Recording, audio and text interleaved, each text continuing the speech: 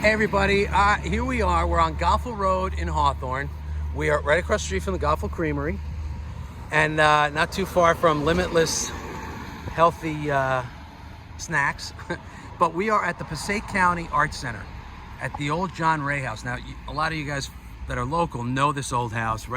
It's Ray Ave and Goffle Road. The Passaic County has converted this into an arts center, and it is just beautiful inside. I'm gonna take you inside. What they do is they have a lot of local artists that they feature, and right now they have this exhibition going on, and you could see some of his work along with not only the paintings but also some of the sculptures, and they do a beautiful job representing and focusing and highlighting a lot of the local artists, but also they have a lot of events at this place. And next Wednesday, July 20th, there's a special event, and that's why we're here. So today we're going to talk to this guy, Paul Semendinger. He is an author of a brand new book. He's a Yankee fan. So if any Red Sox fan that are watching this, you're going to have to shut it off right now, right? Actually, I don't hate the Red Sox. My dad's a lifelong Red Sox fan. Oh, really? The biggest Ted Williams fan in the whole world. Well, I think it's like being a Babe Ruth fan. Right. I mean, Ted Williams is like the Babe Ruth of the Red Sox. Absolutely. But Paul Semendinger wrote a brand new book. It's just come out called The Least Among Them.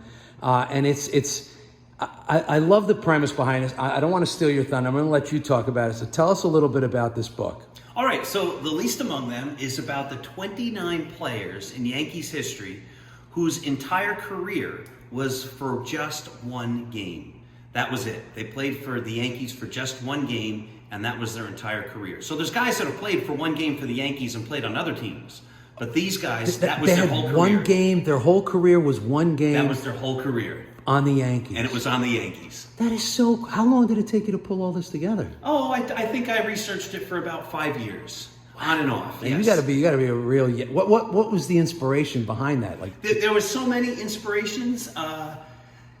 One day I was just looking up statistics about Yankees, and I was looking and I found, hey, that guy only played one game. Hey, that guy only played one game. And I said, what if I put them all together? That's so I wonder how many cool. there are. And I found out, obviously, there were 29. And then I said, somebody needs to tell their story. And that person was me. That's so... This sounds like it should be a documentary. It should be like one of those ESPN 30 for 30s, That would right? be awesome, yes. Right? Yes. So give us an example of a couple of the players that you found. Oh, there's so many of them. So we start the book with Elvio Jimenez, who played one game at the end of 1964. He actually had a number of hits in the game, which we don't find with many of the guys. Many of the guys, their performance wasn't all that great. But he actually was an interesting player because 2 different times in his career, Topps put him on baseball cards as a future star, even though he never became a star. And they did that twice. They did it twice. Once with the Yankees in 1965, and another card has him on the Pirates in 1969. But he still only played that one game. Just that That's one game. So and he had a couple of hits. crazy. He did well. And then what I do, though, is at the end of the chapter, his one game came against the Cleveland Indians. And one guy on the Indians that day was Tommy John. So at the end of each chapter, I make a connection between that player and something else that happened that's probably a little bit more known in Yankees history or baseball history. Yeah. And I love the fact that you call it extra innings. And it's that's extra cool. innings. Yeah, that's Yeah, great. So thank each you. chapter has the extra innings. Every chapter has an extra innings story. So is it one chapter per player? One chapter per player. We talk about the player, and then we do an extra innings, and then we go to the next guy. Out of the 29 players, is that all? That's all there were 29, right? Well, really, there are 31. But there are 2 guys who I didn't count as the 29 because their last game was in 2015. And it's still recent enough that I still have the hope that maybe one or both of them might become a player They could again. come back. Did that ever happen in history? That did happen. Jim Bouton, the famous, and the Bergen County guy, the Yeah, famous yeah. author of Ball 4. Yeah. He stopped playing in 1970. And he went into broadcasting, but in 1978, he actually made a comeback with the Atlanta Braves. After 8 years. After 8 years. So there's still a chance that these guys might come back. You never know. Have you talked to either one of those guys? I have not. Actually, I haven't talked to any of these guys. Are some of them still around? Some of them are. A lot of these guys played at the turn of the century in the early years of the last century when the Yankees were the Highlanders. But there have been guys all the way through, like we say, even up to 2015. Of all the 29 guys, including the 2, Was there one favorite, like one person's story that sticks out for you? Oh, you know what, they all do, because every story is great. But there was a guy named Homer Thompson. Homer Thompson played one game at the end of 1912. The last game the Yankees were ever the Highlanders. And the next year they became the Yankees. And so his last game, or his only game, was the last game that the Yankees weren't the Yankees yet. They were the Highlanders. They were the Highlanders. But his name was Homer Thompson. What a great name for a baseball player. What a great baseball name. And the cool thing was his brother, Tommy Thompson, was also on the team. Is that right? Yeah. When did he play? He played in 1912. He only played 8 Oh, they were games. both on the team at the same time? At the exact same time. Wow. Yeah, so that's fun. This is such a cool book. All right, tell us about the event. It's coming up. It's July 20th. July 20th. At 6:30 p.m., I believe. Right here at the Ray Right House. here at the Arts Center. Right on Goffle Road, the corner of Goffle Road and Ray Ave in Hawthorne. And so you're going to be here. You're going to be signing books? I'm going to be signing books. I'm going to be telling the story of this book. I'll tell a little about my author journey. If people want to bring a baseball, we could even have a catch maybe afterwards. Ah, how cool is that? Yeah, I'd love to do. I love having catches. That's it's so cool. So you're going to be here, and you're doing other events too, right? You're doing this. Yes, I'm actually going to be at the Babe Ruth Museum a week from Saturday on the 23rd. That's in Baltimore. Wow. In early September, I'm going to be at the Mawa Library. I've already been at the Ridgewood Library. I was at the Yogi Berra Museum. Oh, were you really? To kick off the book.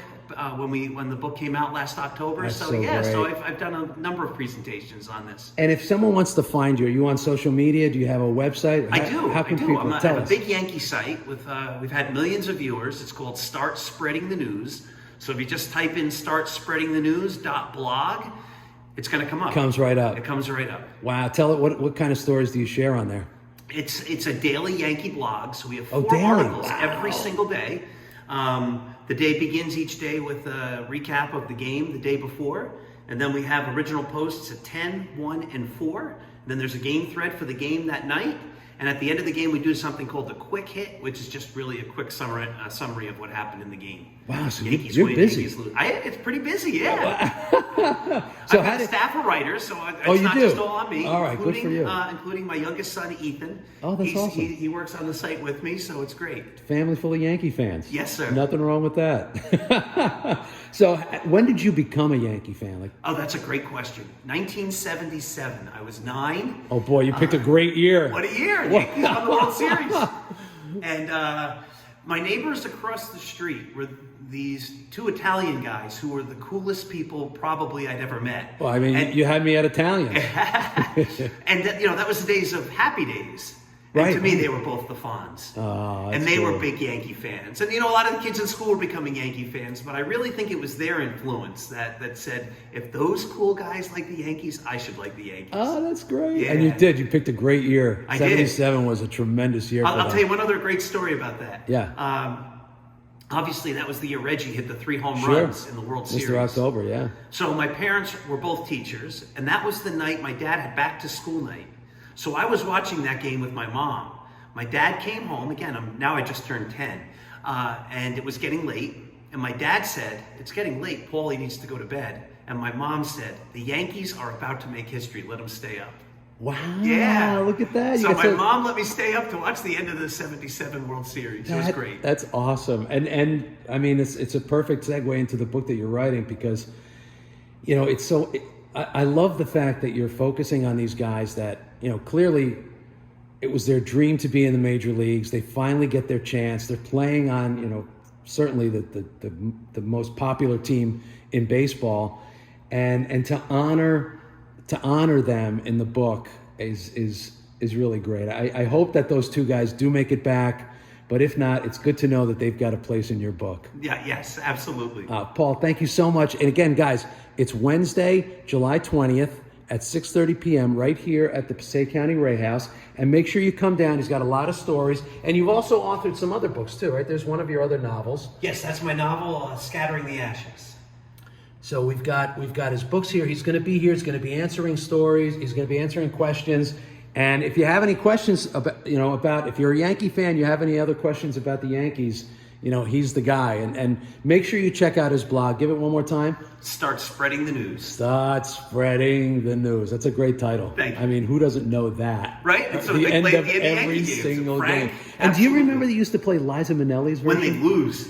They lost, they played Liza. They don't do that anymore. No, they don't do it. I wish they would go back to that. It was so, I mean, now it's not politically correct. But for you guys, I'm sure you remember, when the Yankees would lose, they would play Liza Minnelli's. So on top of the loss, then you had to hear her version of that. But whenever they won, they played old Frank. Frank. All right, Paul, thank you so much. Thank you. I wish you much success on your book, and I look forward to seeing you on Wednesday. I can't wait. All right, take care, everybody. Be well.